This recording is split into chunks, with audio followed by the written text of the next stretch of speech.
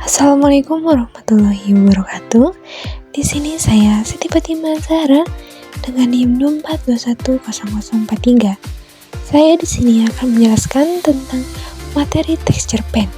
Nah, sasarannya ini untuk kelas 9 SMP ya teman-teman.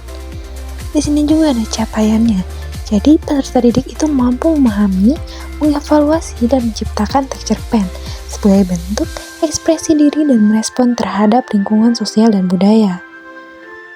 Nah teman-teman, jadi yang kedua itu peserta didik juga dapat memahami dan mengidentifikasi struktur serta unsur instruktif cerpen, yaitu tema, tokoh, alur, latar, sudut pandang, dan amanat dari berbagai sumber termasuk audiovisual. Nah selanjutnya yaitu tujuan pembelajarannya ya teman-teman.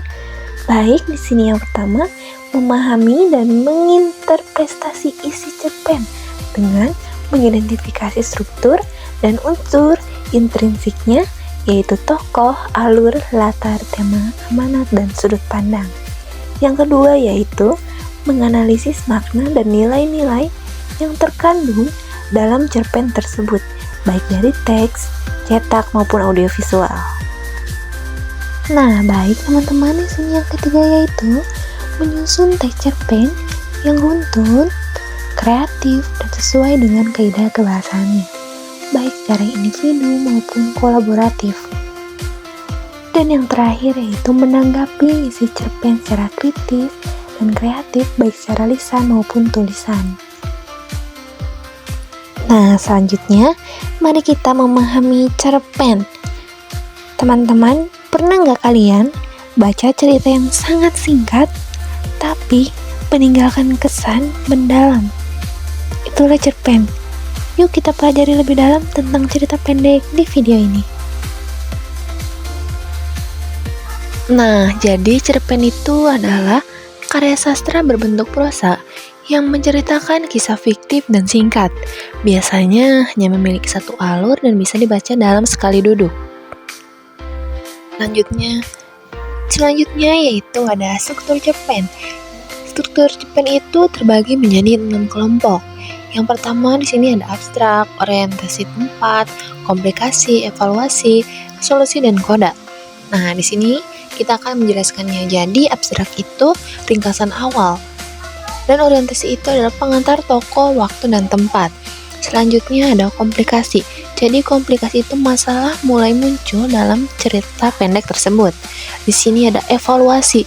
Jadi evaluasi itu ketegangan meningkat dari masalah yang sudah ada dalam cerpen tersebut. Yang kelima yaitu resolusi. Jadi resolusi itu masalah yang diselesaikan. Dan yang terakhir koda. Koda itu adalah pesan atau penutup. Nah, teman-teman, di sini ada contoh cerpen yang singkat. Judulnya yaitu Sepatu Baru untuk Ibu. Kita bacakan. Hari itu, Aul melihat sepatu ibunya robek di bagian samping. Meski ibu tidak pernah mengeluh, Ani tahu sepatu itu sudah terlalu usang. Ia menabung dari uang jajannya sedikit demi sedikit. Lalu, 3 bulan kemudian, saat ulang tahun ibunya, Ani memberikan kado kecil, sebuah kotak berisi sepatu baru. Ibu meneteskan air mata haru, memeluk Ani erat-erat. Nah, di sini cerpennya yang sudah kita bacakan. Lalu selanjutnya pasti ada struktur cerpennya lagi. Nah, jadi orientasinya itu Ani melihat sepatu ibunya yang rusak. Komplikasinya itu ia ingin membelikan sepatu tapi tidak punya uang. Nah, jadi resolusinya itu menabung diam-diam selama 3 bulan. Yang terakhir yaitu koda. Jadi ibu terharu menerima kado sepatu baru. Nah, di sini evaluasinya itu yang pertama itu evaluasi keterampilan. Jadi peserta didik itu menulis satu cerpen pendek 300 sampai 500 kata dengan memperhatikan struktur dan unsur intrinsiknya. Nah, yang kedua yaitu evaluasi pengetahuan. Jadi, peserta didik itu menjelaskan perbedaan antara tema dan amanat dalam cerpen.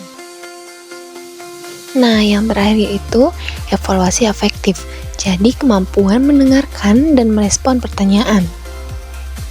Mungkin cukup sekian dari saya. Terima kasih.